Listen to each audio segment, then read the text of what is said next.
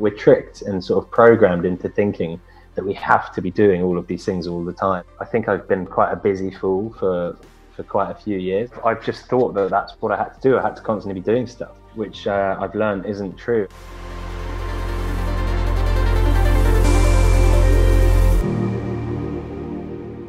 Oi, oi. We've both got caps on, I love it. How's lockdown treating you? How have you been doing?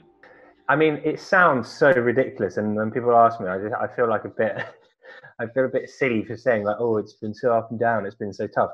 You know, essentially, it's a pretty sweet thing compared to a lot of things in life. We're being forced to stay indoors and not go out. Like, it's kind of quite easy. We've been forced to sit on the sofa, whereas in previous crises, people were being forced to go to war. So on that level, it's pretty sweet. But that said, I think being confined can start to play tricks on the mind. And I mean, I've been so busy with work that I think initially that wasn't really a thing, and I was just focus. Then I think after a while things start to settle in, and yeah, I think the problem is when you're working at home and you're living at home and you're sleeping at home, because everything is in the house, it boils over, and I found it very difficult to cut off. Like, I was waking up at 4:30 doing work, and it was just like I was getting too. I mean, I'm still kind of doing that, but just too much. And you need to be able to partition off work and play and food, and like, I mean, I've been eating so much just because it's a way of like filling time. It's a break away from doing work. You've been suffering with insomnia quite a bit, haven't you? And that's a lot of people are having that problem. I thankfully haven't, but you can see why it's happening. How have you dealt with that? I've got quite an overly active mind, and that often can become an issue at night, because you get into bed and you get into bed at a reasonable time, but your brain decides that at 10:59 p.m. it's going to bring up all of your life worries and just deliver them on a platter and say that you've got to solve all of your issues tonight. otherwise the world's going to end. And yeah, I mean, I've actually started meditating. Oh yeah? Did you ever do that before? No, it's new. See, meditating for me, that's one that I know I've done it before and I know it's worked. It's one of those things where I know I should be doing it now, but I'm not. How did you get into it? I feel like I've become the sort of the cliched lockdown like man who's like, who's found introspection and reflection and has started meditating. And that's not a bad thing. But everyone's coping in different ways, and to be honest, if the way of coping is meditating, that's a lot better than some other people. It's a lot better than committing heinous crimes, that's for sure. It sounds so, again, it's cliched. Like, I don't know how I didn't discover it before. Like, it's really, really quite useful. So what is the routine?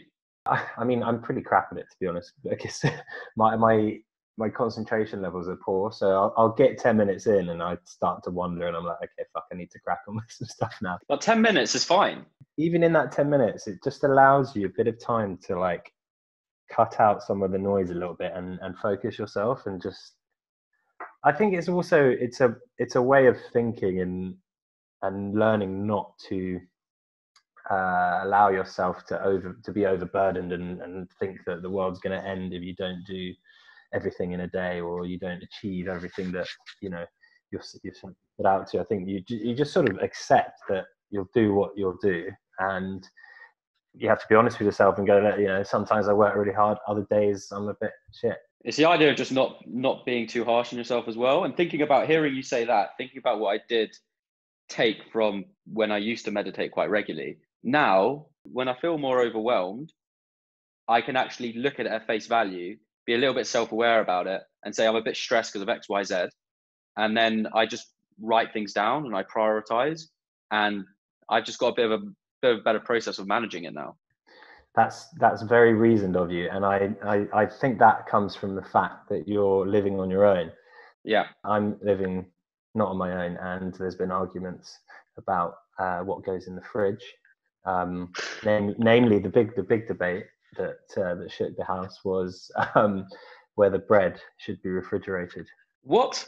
What side were you on? As a reasoned man of logic, I followed what I thought was the way forward, but apparently, like, I now learned that there's two sides to this argument. So, I mean, what would you do if you thought the bread was? Bread doesn't go in the fridge. Yeah, so you went, yeah, you go against. I go against you. If you're worried about it going moldy, put it in the fridge because it'll slow down the molding process because mold can't grow in um, colder temperatures. But the only issue there is because of that coldness, it goes stale quicker. And you also have cold sandwiches. You can't really win. Either you leave it out and it gets moldy, or you put it in and it gets stale. I would probably have staleness over moldiness, but hey, that's just me. It's one of those tough questions of life, isn't it?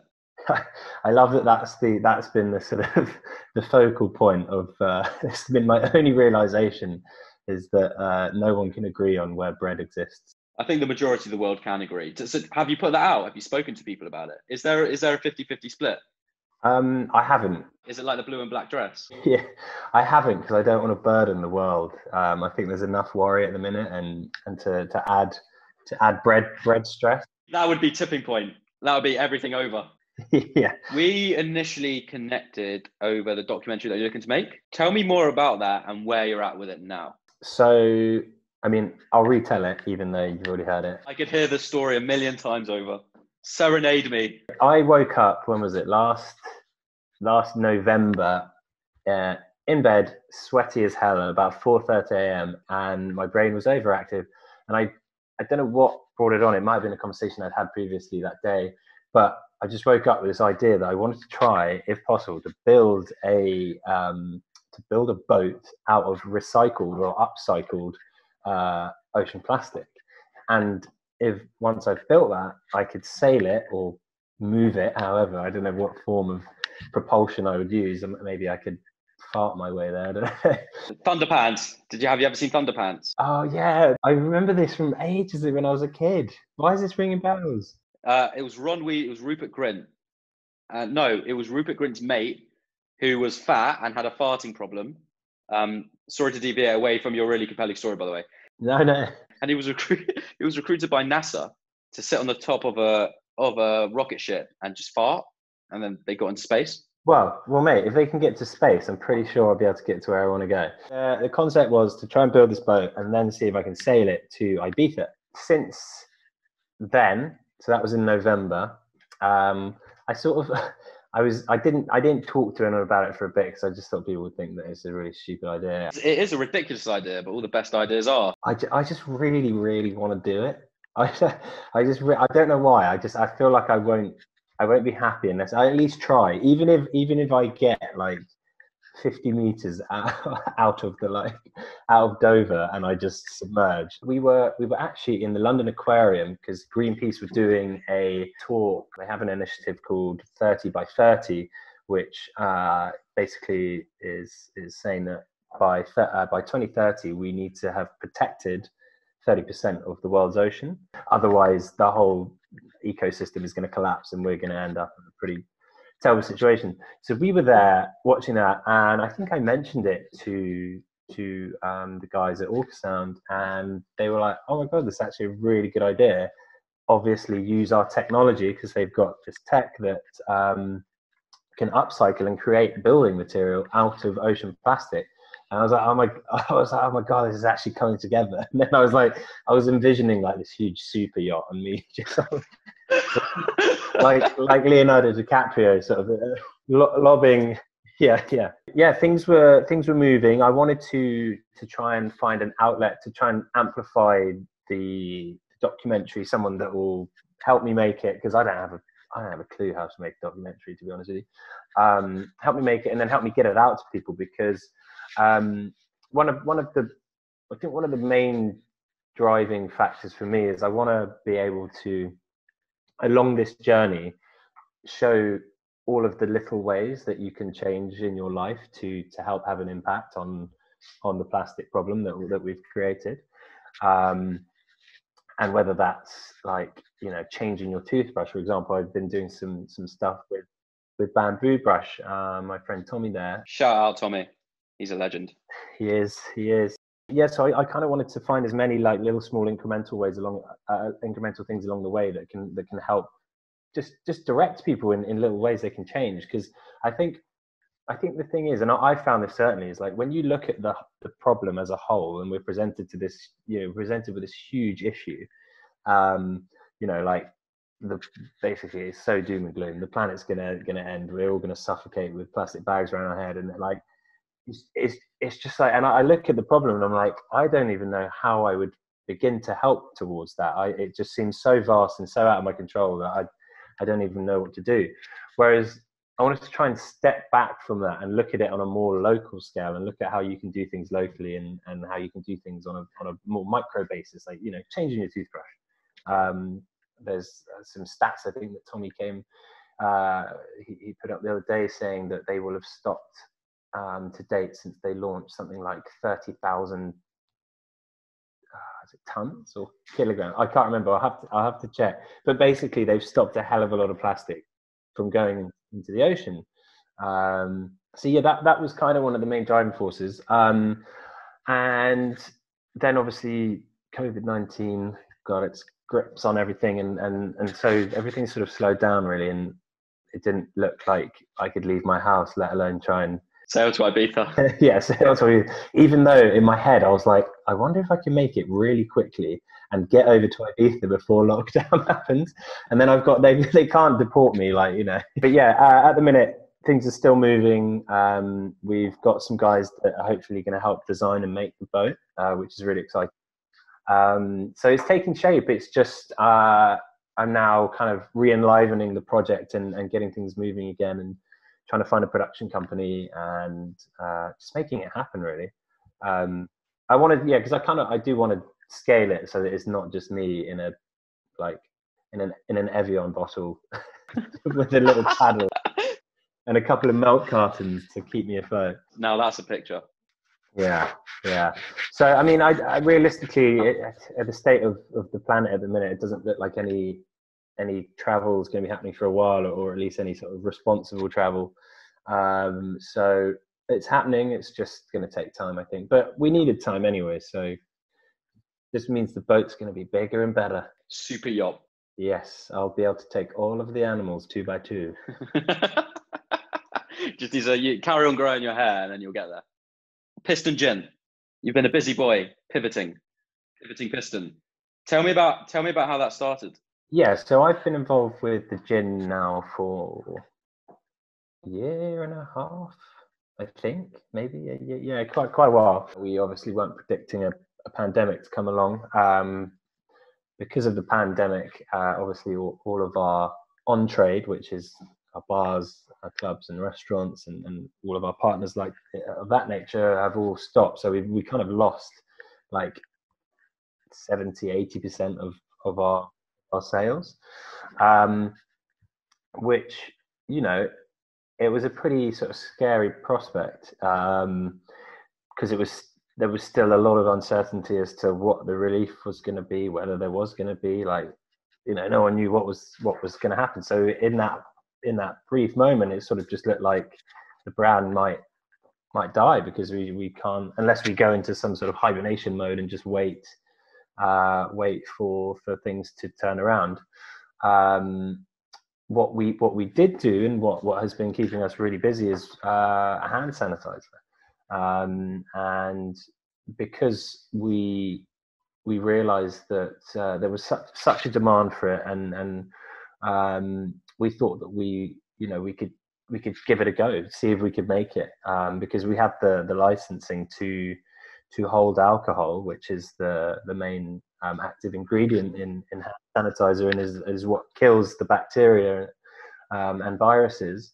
So we started out and just thought, right, let's see what we can do, see if we can help out a few small businesses locally and donate some. And I think we first started talking about it and putting things into action. It's mad to think this. What are we now? We're in May, mid-May? Time is weird at the moment. It's fast and long at the same time. The last time I checked and I knew, it was like February the 11th at 12:30 a.m. I have no idea of what's been going on. It's so weird. So yeah, I mean, we kind of just threw ourselves in head first, and we had to learn pretty quickly how to make it, what the chemistry is behind it. We we didn't really know what we were getting into. Like we kind of realized quite quickly that we were actually trying to set up and launch a new business in the territory that we don't really know anything about. We were kind of driven by the aim to help people out, so it kept us going. And it's been a pretty stressful process because there's just been so many pitfalls along the way. There's the chemicals and everything that is needed are in really short supply because the global demand has been so high, and there's been such a need for hand sanitizer. So there's been constant battles trying to make sure we can secure everything. There's been constant battles with formulas, making sure we get everything right. So it's kind of been a 24/7 job. No wonder you're not sleeping. At least your hands are clean. My hands are so clean, honestly. It's so strange. Like if you had said to me 4 months ago, in 2 months you'll be involved in the manufacturing and selling of hand sanitizer, I would have been like, what are you on about? I now go to sleep and I dream about different hand sanitizers. I go when I'm in shops, I look on the back of like different soaps and different hand sanitizer things and just try and I'm like, ooh, what are they using? Like, oh, hello. Yeah, mate, it's quite sad in a way. But what lessons will you take personally from lockdown that you'll actually look to carry on and implement? Yeah, no, it's a really good question. I actually have this strange fear of returning to normal now because I've identified a lot of like really positive things from this, and especially as a community, I worry that we're gonna rush back to how we had things. I think there's been a lot to learn in this period. Like I personally, I think I've been quite a busy fool for quite a few years, and we're tricked and sort of programmed into thinking that we have to be doing all of these things all the time, and whether that's commercially driven because of capitalist exploits and they want to try and get us wherever they can and every price put, like I don't know, but I've just thought that that's what I had to do. I had to constantly be doing stuff, which I've learned isn't true. I mean, it sounds so like straightforward, but if you just take a bit of time with things and don't try and rush everything, it helps. The quality of what you do improves massively.